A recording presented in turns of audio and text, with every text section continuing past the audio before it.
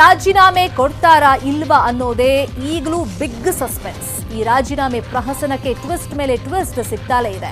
ಇಡೀ ದಿನ ಆದ ಒಂದೊಂದು ಬೆಳವಣಿಗೆಗಳು ಒಂದೊಂದು ಆಯಾಮಗಳನ್ನ ಕೊಡ್ತಾ ಇವೆ. ಅದೆಲ್ಲವನ್ನು ನಾವು ಕಟ್ಕೊಡ್ತೀವಿ ನೋಡಿ.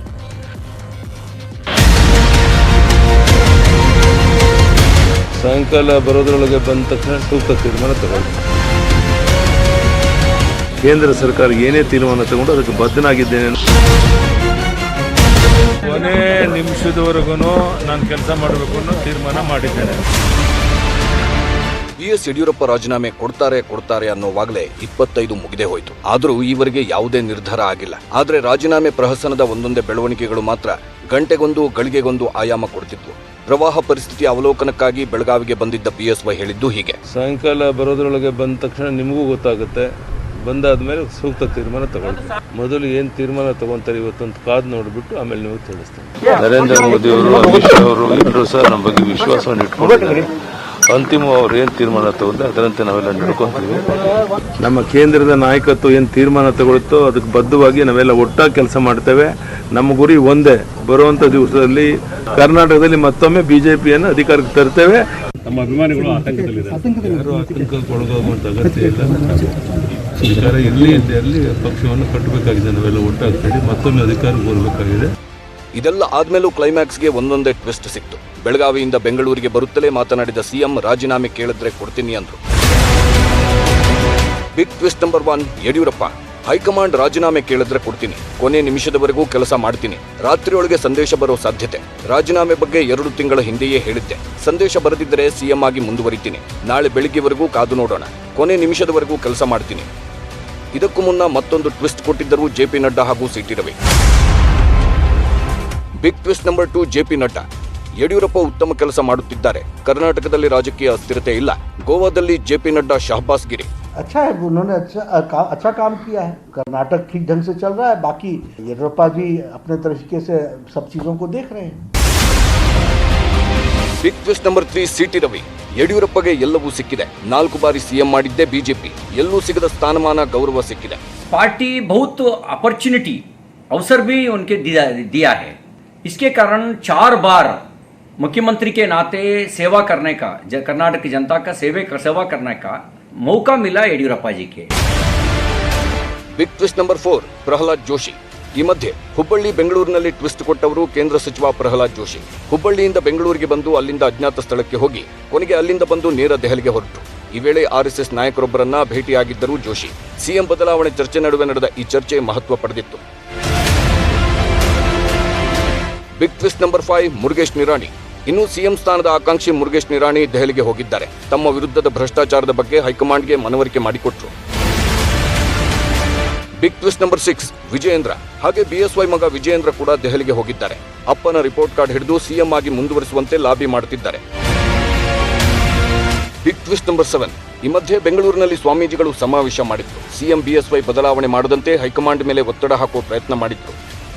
ಒಬ್ಬ ರಾಜ್ಯವನ್ನ 78 ವರ್ಷ ನಡೆದಾಡಿ, ಸೈಕಲ್ ತುಳಿದು, ಗಾಡಿಯಲ್ಲಿ ಅಡ್ಡಾಡಿ ಈ ಮುಪ್ಪಾವಸ್ಥೆ ತನಕ ಅಧಿಕಾರವನ್ನ ಮಾಡಿರ್ತಕ್ಕಂಥ ಒಬ್ಬ ವ್ಯಕ್ತಿಯನ್ನ ಈ ರೀತಿ ಇಳಿಸ್ತಕ್ಕಂಥದ್ದು ಇದು ಸಂಸ್ಕೃತಿ ಅಲ್ಲ, ಗೌರವ ಅಲ್ಲ ಅನ್ನುವಂಥದ್ದಕ್ಕಾಗಿ ನಾವು ಹೇಳ್ತಾ ಇದ್ದೇವೆ. ಮುಂಬರುವ ದಿನಗಳಲ್ಲಿ ನಾವುಗಳು ಎಲ್ಲ ಧರ್ಮದ ಮಠಾಧೀಶರನ್ನು ಸೇರಿಸಿಕೊಂಡು ಒಂದು ಸ್ಟ್ರಾಂಗ್ ಆಗಿರುವಂತ ಒಂದು ಸಂಘಟನೆಯನ್ನ ಮಾಡಿಕೊಳ್ತಕ್ಕಂಥದ್ದು ತುಂಬಾ ಅನಿವಾರ್ಯ. ಸೆಪ್ಟೆಂಬರ್ ವರೆಗೂ ಹೀಗೆ ಇರುತ್ತೆ. ಕೇತು ಇರೋದ್ರಿಂದ ನಿಮಗೆಲ್ಲ ಅನುಮಾನಗಳು, ಆಸ್ಪಾದಗಳು. ನಾಳೆ ನಾಳೆ ನಾಳೆ ಅಂತೀರಾ, ಇಲ್ಲ ಇವತ್ತು ಅಂತೀರಾ, ಯಾವತ್ತು ಅಂತ ಗೊತ್ತಾಗಲ್ಲ. ಅದಕ್ಕೆ ಸೆಪ್ಟೆಂಬರ್ ವರೆಗೂ ದಯವಿಟ್ಟು ಇರಿ, ಎಲ್ಲ ವ್ಯವಸ್ಥೆ ಆಗಿ. ಬಿಗ್ ಟ್ವಿಸ್ಟ್ ನಂಬರ್ 8, ಬಿಎಸ್ವೈ ಇಂದಿನ ಪ್ರವಾಸ. ಬಿಎಸ್ವೈ ಬದಲಾವಣೆ ಬೆನ್ನಲ್ಲೇ ಸಿಎಂ ಕೊನೆ ಕ್ಷಣದವರೆಗೂ ಕೆಲಸ ಮಾಡ್ತಾನೆ ಇದ್ರು. ಬೆಳಗಾವಿಯಲ್ಲಿ ಪ್ರವಾಹ ಪೀಡಿತ ಪ್ರದೇಶಕ್ಕೆ ಭೇಟಿ ಕೊಟ್ಟಿದ್ರು. ಬಿಗ್ ಟ್ವಿಸ್ಟ್ ನಂಬರ್ 9, ಬಿಎಸ್ವೈ ನಾಳೆಯ ಪ್ರವಾಸ.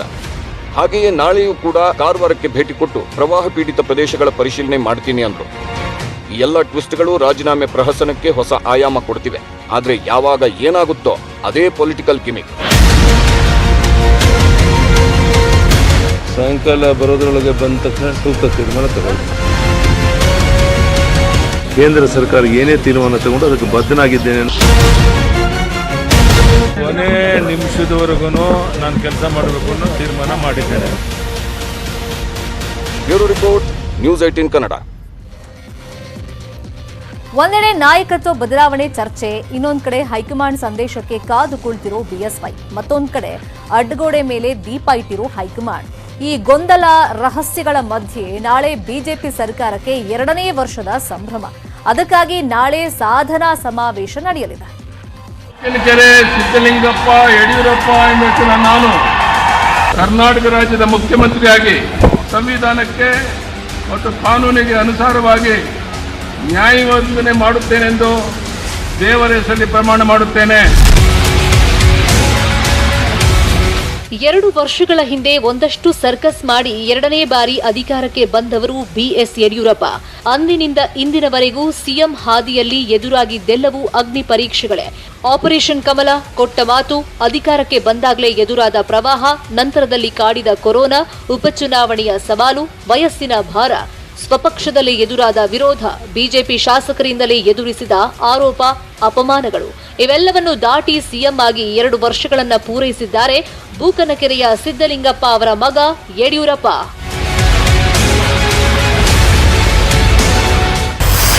ಬಿಎಸ್ವೈ 2.0 ಸರ್ಕಾರಕ್ಕೆ 2 ವರ್ಷ. ನಾಳೆ 2ನೇ ವರ್ಷದ ಸಾಧನಾ ಸಮಾವೇಶ. ರಾತ್ರಿಗೆ ಸಂದೇಶ, ಬೆಳಗ್ಗಿನ ಕುತೂಹಲ. ನಾಳೆ ಬೆಳಗ್ಗೆ 11 ಗಂಟೆಯಿಂದ ಮಧ್ಯಾಹ್ನ 1 ಗಂಟೆವರೆಗೆ ವಿಧಾನಸೌಧದ ಬ್ಯಾಂಕ್ವೆಟ್ ಹಾಲ್ನಲ್ಲಿ ಸಾಧನಾ ಸಮಾವೇಶ ಆರಂಭವಾಗಲಿದೆ. ಸರಳ ಸಾಂಕೇತಿಕವಾಗಿ ನಡೆಯೋ ಕಾರ್ಯಕ್ರಮದಲ್ಲಿ ಸಿಎಂ ಹಾಗೂ ಸಚಿವರು ತಮ್ಮ ಸರ್ಕಾರದ ಸಾಧನೆಯ ಬಗ್ಗೆ ಮಾತನಾಡಲಿದ್ದಾರೆ. ಸಿಎಂ ರಾಜೀನಾಮೆ ವದಂತಿ ನಡುವೆ ಇವತ್ತು ರಾತ್ರಿಯೇ ಹೈಕಮಾಂಡ್ ಸಂದೇಶ ಬರುತ್ತೆ ಅನ್ನೋ ಕುತೂಹಲದ ಮಧ್ಯೆ ನಾಳೆ ಸರ್ಕಾರದ 2ನೇ ವರ್ಷದ ಸಮಾವೇಶ ನಡೆಯಲಿದ್ದು, ನಾಳೆ ಬೆಳಗ್ಗೆಯೇ ಹೈಕಮಾಂಡ್ ಕಡೆಯಿಂದ ಸಿಎಂಗೆ ಏನಾದರೂ ಸಂದೇಶ ಬರುತ್ತಾ ಅನ್ನೋ ಕುತೂಹಲ ಇದೆ. ನಾಳೆ ಬೆಳಗ್ಗೆ ನಾನು 2 ವರ್ಷ ತುಂಬಿದಂತ ಒಂದು ಕಾರ್ಯಕ್ರಮ ಇದೆ. ಆ ಕಾರ್ಯಕ್ರಮಕ್ಕೆ 2 ವರ್ಷದ ನಮ್ಮ ಸಾಧನೆ ಇದೆಲ್ಲ ಮಾತನಾಡೋದಲ್ಲಿದ್ದೇನೆ. ನಂತರ ಉಳಿದ ಸಂಗತಿಗಳು ನಿಮಗೆ ಗೊತ್ತಾಗುತ್ತೆ. ಕೇಂದ್ರದ ನಾಯಕರಿಂದ ಏನು ಸಂದೇಶ ಬರುತ್ತೆ ಅದರ ಆಧಾರದ ಮೇಲೆ ಮುಂದಿನ ತೀರ್ಮಾನ ತಗೊಳ್ಳುತ್ತೆ. ಬೆಂಗಳೂರಿಗೆ ವಾಪಸಾದ ರಾಜ್ಯಪಾಲರು. ನಾಳೆ ಗವರ್ನರ್ ಭೇಟಿಯಾಗ್ತಾರಾ ಸಿಎಂ?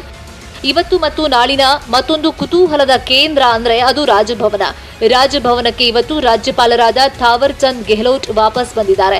ನಾಳೆ ರಾಜಭವನದಲ್ಲಿ ರಾಜ್ಯಪಾಲರನ್ನ ಸಿಎಂ ಬಿಎಸ್ವೈ ಭೇಟಿಯಾಗೋ ಸಾಧ್ಯತೆ ಇದೆ.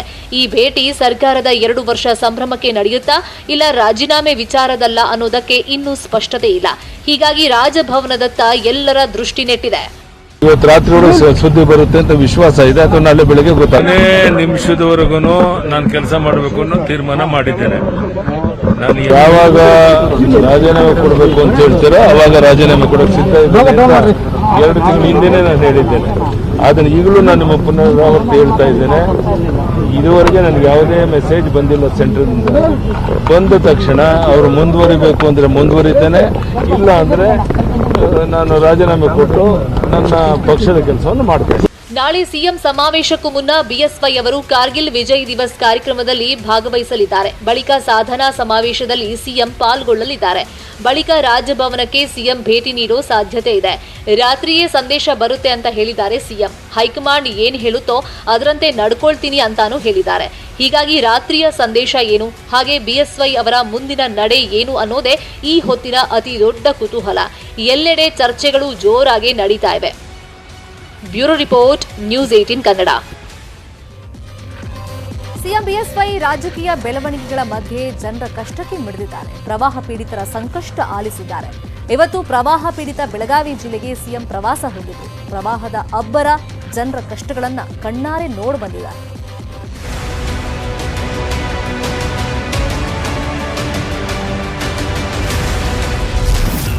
ಪ್ರವಾಹ ಪೀಡಿತ ಬೆಳಗಾವಿಯಲ್ಲಿ ಸಿಎಂ ರೌಂಡ್ಸ್. ಪ್ರವಾಹ ಸಂತ್ರಸ್ತರಿಗೆ ಬಿಎಸ್ವೈ ಅಭಯ. ನಾಳೆ ಬಿಎಸ್ವೈ ಸರ್ಕಾರಕ್ಕೆ 2ನೇ ವರ್ಷದ ಸಂಭ್ರಮ. ಆದರೆ ಸಂಭ್ರಮಕ್ಕಿಂತ ಹೆಚ್ಚಾಗಿ ಸಿಎಂ ಬದಲಾವಣೆ ವದಂತಿಯೇ ಹೆಚ್ಚಾಗಿವೆ. ಇದರ ಮಧ್ಯೆ ಸಿಎಂ ಬಿಎಸ್ವೈ ಕರ್ತವ್ಯ ನಿಷ್ಠೆ, ಜನಪರ ಚಿಂತನೆ ತೋರಿಸಿದ್ದಾರೆ.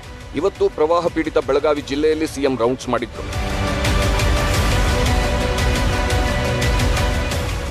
ಸಿಎಂ ಮೊದಲು ಹೋಗಿದ್ದು ಪ್ರವಾಹ ಪೀಡಿತ ಹುಕ್ಕೇರಿ ತಾಲೂಕಿನ ಸಂಕೇಶ್ವರಕ್ಕೆ. ಇಲ್ಲಿ ಹಿರಣ್ಯಕೇಶಿ ನದಿ ನೀರಿನಿಂದ ನೂರಾರು ಮನೆಗಳು ಜಲಾವೃತವಾಗಿವೆ. ಪ್ರವಾಹ ಪರಿಸ್ಥಿತಿಯನ್ನು ವೀಕ್ಷಿಸಿದ ಸಿಎಂ ಹಾನಿಗೊಳಗಾದ ಪ್ರದೇಶ, ಕಾಳಜಿ ಕೇಂದ್ರಗಳ ಸ್ಥಿತಿ ಅವಲೋಕಿಸಿದ್ರು. ಸಂಕೇಶ್ವರದ ಬಳಿಕ ನಿಪ್ಪಾಣಿ ತಾಲೂಕಿನ ಯಮಗರಣಿ ಗ್ರಾಮಕ್ಕೆ ಭೇಟಿ ನೀಡಿದ ಸಿಎಂ ವೇದಗಂಗಾ ನದಿಯ ಪ್ರವಾಹವನ್ನು ವೀಕ್ಷಿಸಿದ್ರು. ಹಾನಿಗೊಂಡ ರಾಷ್ಟ್ರೀಯ ಹೆದ್ದಾರಿ 4ರಲ್ಲಿ ಪರಿಶೀಲನೆ ನಡೆಸಿದ್ರು.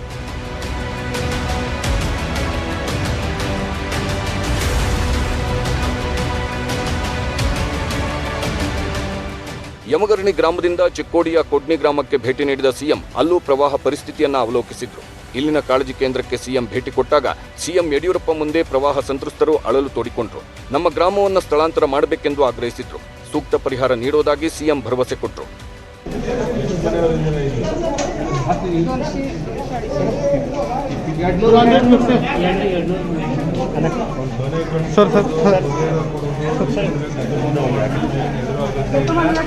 ಮಳೆ ಹಾನಿ ಪ್ರದೇಶಗಳಲ್ಲಿ ಪರಿಶೀಲನೆ ನಂತರ ಬೆಳಗಾವಿಯ ಸರ್ಕ್ಯೂಟ್ ಹೌಸ್ಗೆ ಬಂದ ಸಿಎಂ ಯಡಿಯೂರಪ್ಪ ಸಚಿವರು ಹಾಗೂ ಅಧಿಕಾರಿಗಳ ಜೊತೆ ಪ್ರವಾಹ ಪರಿಹಾರ ಸಭೆ ನಡೆಸಿ ಸೂಕ್ತ ಕ್ರಮಕ್ಕೆ ಸೂಚನೆ ನೀಡಿದ್ರು. ರಾಜ್ಯದಲ್ಲಿ ಉಂಟಾಗಿರುವ ಪ್ರವಾಹ ಪರಿಸ್ಥಿತಿಯ ಬಗ್ಗೆ ಕೇಂದ್ರಕ್ಕೆ ಪತ್ರ ಬರೆಯುವುದಾಗಿ ತಿಳಿಸಿದ್ರು. ಭಾಳ ದೊಡ್ಡ ಪ್ರಮಾಣದಲ್ಲಿ ಬ್ರಿಡ್ಜ್ಗಳು, ಸೇತುವೆಗಳು, ರಸ್ತೆಗಳು ಹಾಳಾಗಿದೆ. ರಸ್ತೆಗಳನ್ನು ಸರಿಯಾದ ರೀತಿ ಮಾಡೋಕ್ಕೆ ಏನೇನು ಅಗತ್ಯ ಇದೆಯೋ ಹಣವನ್ನು ಕೊಡೋಕ್ಕೆ ಆದ್ಯತೆ ಮೇಲೆ ಕೇಂದ್ರಕ್ಕೂ ನಾವು ತತ್ಕ್ಷಣ ಬರೀತೇವೆ. ಇವತ್ತು ಆಗಿರೋ ಅನಾಹುತ ಇವೆಲ್ಲ ಬಗ್ಗೆ ಕೇಂದ್ರದಿಂದನೂ ಹಣವನ್ನು ನಿರೀಕ್ಷೆ ಮಾಡ್ತಾ ಇದ್ದೇನೆ. ನಾವು ಸೇರಿ ಇಲ್ಲಿ ಅಗತ್ಯ ಇರುವಂಥ ಹಣವನ್ನು ಬಿಡುಗಡೆ ಮಾಡಿ ತತ್ಕ್ಷಣ ಕಾರ್ಯಪ್ರವೃತ್ತರಾಗುವಂಥ ಪ್ರಯತ್ನ ಮಾಡ್ತೇವೆ. ಇವತ್ತು ಬೆಳಗಾವಿ ಜಿಲ್ಲಾ ಪ್ರವಾಸ ಮಾಡಿರೋ ಪ್ರವಾಹ ಪರಿಸ್ಥಿತಿ ಅವಲೋಕನ ಮಾಡಿರೋ ಸಿಎಂ ಬಿಎಸ್ವೈ ನಾಳೆ ಪ್ರವಾಹ ಪೀಡಿತ ಕಾರವಾರಕ್ಕೆ ಭೇಟಿ ನೀಡಲಿದ್ದಾರೆ. ನಾಳೆ ಸಾಧ್ಯವಾದ ನಾನು ಕಾರವಾರ ಜಿಲ್ಲೆ ಭಾಳಷ್ಟು ಅನಾಹುತ ಆಗಿದೆ. ಕಾರವಾರ ಜಿಲ್ಲೆಗೆ ಹೋಗಬೇಕಾಗಿದೆ. ಸಾಧ್ಯವಾದ ನಾಳೆ ಕಾರವಾರ ಜಿಲ್ಲೆಗೆ ಮಧ್ಯಾಹ್ನದ ನಂತರ ಹೋಗಬರೋಕ್ಕೂ ಪ್ರಯತ್ನ ಮಾಡುತ್ತೇನೆ. ಪ್ರವಾಹದಿಂದ ತತ್ತರಿಸಿರುವ ಜನರಿಗೆ ಸಿಎಂ ಭೇಟಿ ಹಾಗೂ ಸಿಎಂ ಕೊಟ್ಟಿರುವ ಅಭಯ ಸ್ವಲ್ಪ ಧೈರ್ಯ ಕೊಟ್ಟಿದೆ. ಸರ್ಕಾರ ಶೀಘ್ರದಲ್ಲೇ ಪರಿಹಾರ ಕಲ್ಪಿಸಬೇಕಿದೆ. ಲೋಹಿತ್ ಹಾಗೂ ಚಂದ್ರಕಾಂತ್ ಸುಗಂಧಿ, ನ್ಯೂಸ್ 18 ಕನ್ನಡ, ಬೆಳಗಾವಿ. ಮತ್ತಷ್ಟು ಸುದ್ದಿ ನೋಡೋಣ ಬ್ರೇಕ್ ಆದ್ಮೇಲೆ.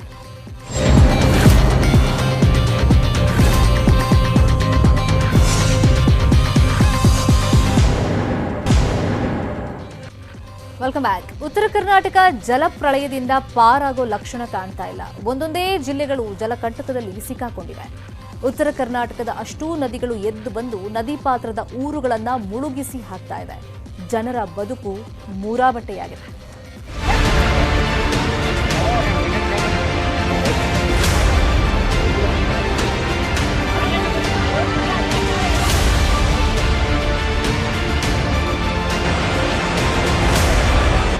ಎಲ್ಲಿ ನೋಡಿದ್ರೂ ನೀರು ನೀರು ನೀರು.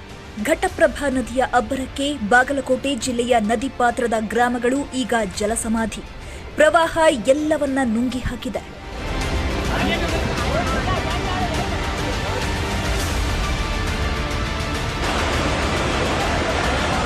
ಮುಧೋಳ ತಾಲೂಕಿನ ಮಿರ್ಜಿ ಗ್ರಾಮ ಸಂಪೂರ್ಣ ಜಲಾವೃತಗೊಂಡಿರೋ ದೃಶ್ಯ ಇದು. ಮನೆ, ಕಟ್ಟಡ, ಶಾಲೆ, ಪಂಚಾಯತ್ ರಸ್ತೆ, ಸೇತುವೆ ಎಲ್ಲವೂ ಪ್ರವಾಹದಲ್ಲಿ ಜಲಾವೃತ.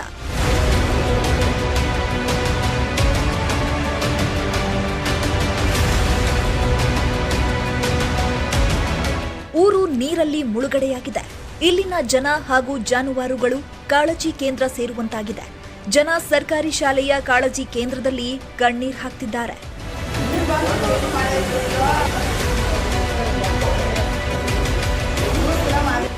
ಮುಧೋಳ ತಾಲೂಕಿನ ಮಳಲಿ, ಮುತ್ತೂರು ಗ್ರಾಮ ಸಂಪೂರ್ಣ ಜಲಾವೃತಗೊಂಡಿದೆ. ರಾತ್ರೋರಾತ್ರಿ ನೀರು ಸುತ್ತುವರೆದು ಮನೆಗಳಿಗೆ ನೀರು ನುಗ್ಗಿದೆ.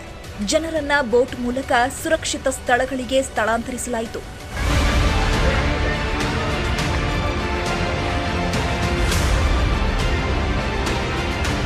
ಗ್ರಾಮದ ದನಕರುಗಳನ್ನು ರಕ್ಷಣೆ ಮಾಡಲಾಗಿದೆ. ಪ್ರವಾಹ ಸಂತ್ರಸ್ತರನ್ನೆಲ್ಲ ಪ್ರಾಥಮಿಕ ಶಾಲೆಯ ಕಾಳಜಿ ಕೇಂದ್ರದಲ್ಲಿ ಆರೈಕೆ ಮಾಡಲಾಗ್ತಿದೆ.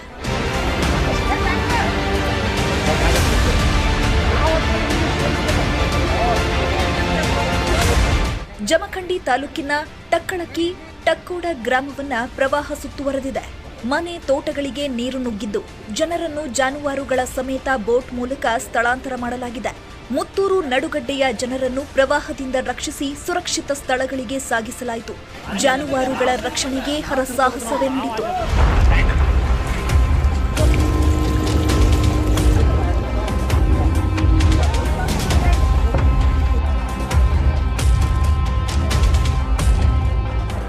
ಬಾಗಲಕೋಟೆಯ ಮಾಚಕನೂರು ಗ್ರಾಮ ಕೂಡ ಪ್ರವಾಹಕ್ಕೆ ತುತ್ತಾಗಿದೆ. ಕ್ಷಣ ಕ್ಷಣಕ್ಕೂ ಪ್ರವಾಹ ಹೆಚ್ಚಾಗಿದ್ದು ಪ್ರವಾಹದಲ್ಲಿ ಜಾನುವಾರುಗಳ ಮೃತದೇಹ ತೇಲಿ ಹೋಗ್ತಿದೆ.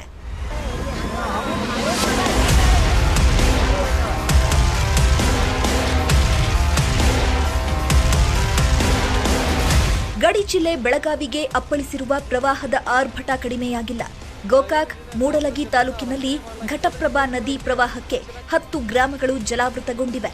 ಹಲವು ಗ್ರಾಮಗಳಿಗೆ ಜಲ ದಿಗ್ಬಂಧನ. ಉದಗಟ್ಟಿ ಗ್ರಾಮದ ಜನರಂತೂ ಬೆಟ್ಟವೇರಿ ಕುಳಿತುಕೊಳ್ಳುವಂತಹ ದುಸ್ಥಿತಿಯಲ್ಲಿ.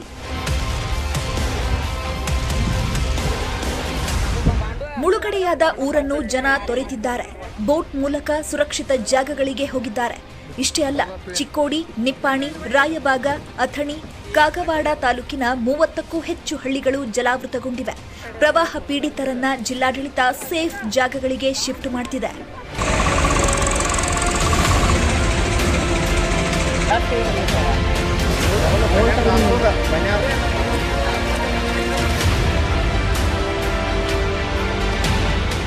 ಜಲಾವೃತಗೊಂಡಿರೋ ಊರು, ಮನೆಯೊಳಗೆ ನುಗ್ಗಿ ಅಟ್ಟಹಾಸ ಮಾಡಿರೋ ನೀರು, ಮುರಿದು ಬಿದ್ದಿರೋ ಮನೆಗಳು. ಇದು ಉತ್ತರ ಕನ್ನಡ ಜಿಲ್ಲೆಯ ಕಾರವಾರ ತಾಲೂಕಿನ ಕದ್ರ ಗ್ರಾಮದ ಭಯಾನಕ ದುಸ್ಥಿತಿ.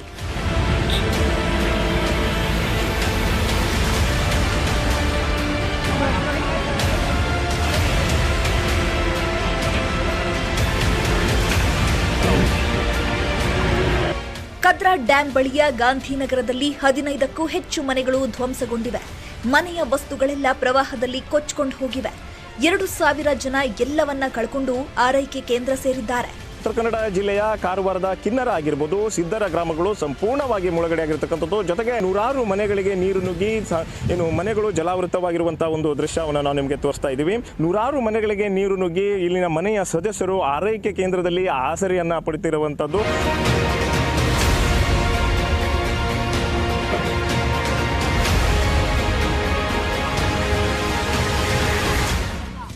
ಇಲ್ಲಿನ ಪ್ರವಾಹ ಎಲ್ಲ ಮನೆಗಳ ಮಹಡಿವರೆಗೂ ಏರಿತ್ತು. ಹೀಗೆ ಪ್ರವಾಹ ಬಂದಾಗ ಒಂದು ಮನೆಯವರು ಮಹಡಿ ಮೇಲೆ ಹತ್ತಿ ಜೀವ ಉಳಿಸಿಕೊಂಡಿದ್ದಾರೆ. ಅವರನ್ನ ರಕ್ಷಣಾ ಪಡೆಯವರು ಹರಸಾಹಸ ಮಾಡಿ ರಕ್ಷಣೆ ಮಾಡಿದ್ದಾರೆ.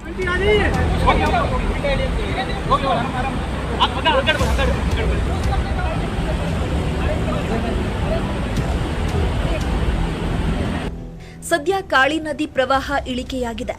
ಆದರೆ ಜನರ ಗೋಳು ಕಡಿಮೆಯಾಗಿಲ್ಲ. ಪ್ರವಾಹಕ್ಕೆ ಬಲಿಯಾದ ಮನೆಗಳನ್ನು, ಪ್ರವಾಹಕ್ಕೆ ಸಿಕ್ಕಾಕೊಂಡ ಮನೆಯವರು ಕಷ್ಟಕ್ಕೆ ಬಿದ್ದು ಬದುಕು ಕಟ್ಟಿಕೊಳ್ಳುವ ಬಗ್ಗೆ ಚಿಂತೆಯಲ್ಲಿದ್ದಾರೆ. ಗೋಡೆ ಬಿದ್ದು ಮನೆ ಎಲ್ಲ ಹಾಳಾಗಿ ಹೋಗಿದೆ. ಬಟ್ಟೆ ಹಾಕ್ಲಿಕ್ಕೆ ಬಟ್ಟೆ ಅದು ಹೇಳಿ ನಿಲ್ಲಿಗೆ ಜಾಗನೇ ಇಂಥ ತೊಂದರೆಯಲ್ಲಿ ಹೋದ ಹಚ್ಚ ಸಲನೂ ಹಾಗೆ ಆಗಿದೆ ಸರ್. ಆದರೂ ಏನು ಮಾಡಲಿಲ್ಲ ಸರ್ ಗೌರ್ಮೆಂಟ್. ಈಗ ಸಲನೂ ಹಿಂಗೆ ಆಗಿದೆ. ಯಾವುದು ಗೌರ್ಮೆಂಟ್ ರೂಲ್ ಇದೆ ತೊಗೊಳ್ತಾ ಇಲ್ಲ ಸರ್.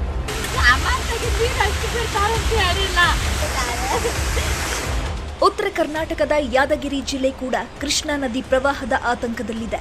ಶಹಾಪುರ ತಾಲೂಕಿನ ಯಕ್ಷಿಂತಿ, ಗೌಡೂರು ಗ್ರಾಮ ಸೇರಿದಂತೆ ಒಟ್ಟು 16 ಗ್ರಾಮಗಳು ಮುಳುಗಡೆ ಭೀತಿಯಲ್ಲಿವೆ. ದಕ್ಷಿಣ ಕಾಶಿ ಖ್ಯಾತಿಯ ಚಾಯಾ ಭಗವತಿ ದೇವಸ್ಥಾನ ಜಲಾವೃತಗೊಂಡಿದೆ.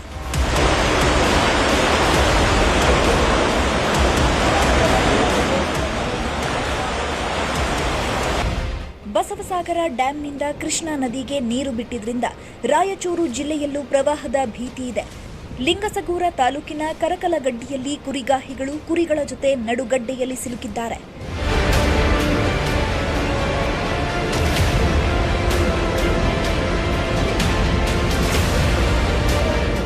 ಗದಗ ಜಿಲ್ಲೆಯಲ್ಲಿ ಮಲಪ್ರಭಾ ನದಿ ಪ್ರವಾಹಕ್ಕೆ ಲಖಮಾಪುರ ಗ್ರಾಮ ನಡುಗಡ್ಡೆಯಾಗಿದೆ.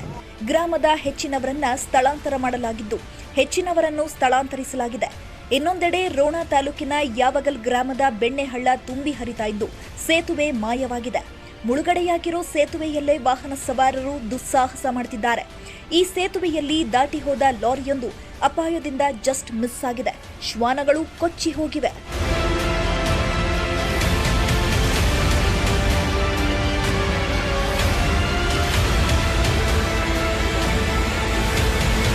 ತುಂಗಭದ್ರಾ ನದಿಯಲ್ಲೂ ಈಗ ಪ್ರವಾಹದ ಪರಿಸ್ಥಿತಿ.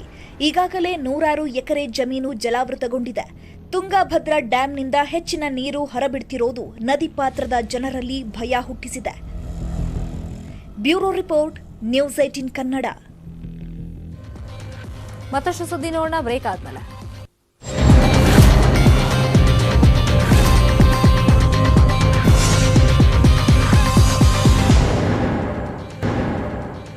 Welcome back. ಹಿಮಾಚಲ ಪ್ರದೇಶದಲ್ಲಿ ಗುಡ್ಡದಲ್ಲಿನ ಬೃಹತ್ ಗಾತ್ರದ ಕಲ್ಲುಗಳು ಉರುಳಿ 9 ಪ್ರವಾಸಿಗರು ಪ್ರಾಣ ಬಿಟ್ಟಿದ್ದಾರೆ. ದುರ್ಘಟನೆಯಲ್ಲಿ ಹಲವರು ಗಾಯಗೊಂಡಿದ್ದಾರೆ. ಕಿನ್ನೌರ್ ಜಿಲ್ಲೆಯ ಸಂಗ ಕಣಿವೆ ಪ್ರದೇಶದಲ್ಲಿ ಈ ದುರ್ಘಟನೆ ನಡೆದಿದೆ. ಏಕಾಏಕಿ ಕುಸಿದ ಬೃಹತ್ ಬಂಡೆಗಳಿಂದ ಬ್ರಿಡ್ಜ್ ಮುರಿದು ಬಿದ್ದಿದೆ. ಹಲವು ವಾಹನಗಳು ಜಖಂ ಆಗಿವೆ. ಈ ದೃಶ್ಯ ಮೊಬೈಲ್ನಲ್ಲಿ ಸೆರೆಯಾಗಿದ್ದು ಎದೆ ನಡುಗಿಸಿದೆ.